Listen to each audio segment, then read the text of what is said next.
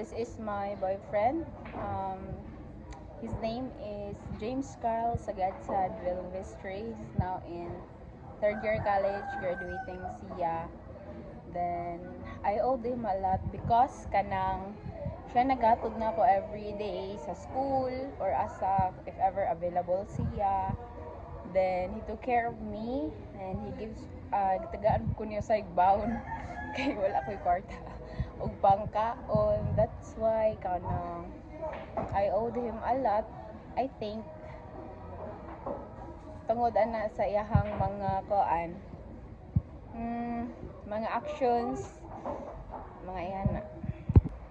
And the reason di ay nga nung nag-think ko nga giaw ko niya since iya ra masad nang work as my boyfriend, it's because kanang like whenever I need someone to talk to, naa siya, kanang na ako'y ginarant, na ako'y problema.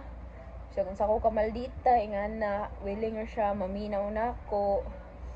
And kato, whenever I'm hungry, kanang kuanan ko like simple gestures lang good but it makes me happy.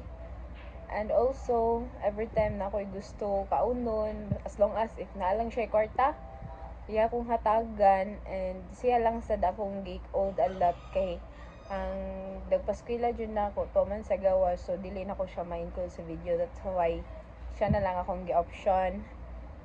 Then also kung ganahan ko mulaag na ako specific place nga ganahan nga afford lang namo, mangita siya goy para madayon or makaadto mi sa ako ang gusto.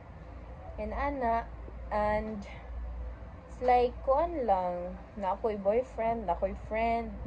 I have a companion whenever ang things kay mo kuan like murag mahugno na siya nako kuan like mahugtangan kog paglaom sa akong school, kapuyon ko. He's the one who kuan kanang mo encourage nako para mo padayon for the future, for our future specifically.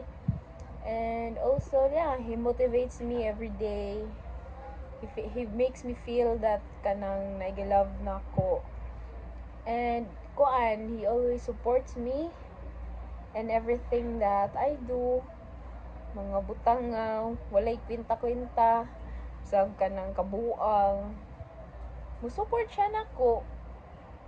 I think it's good man to have someone that supports you. That's why kanang ing ato I owe him a lot because kanang he is kind.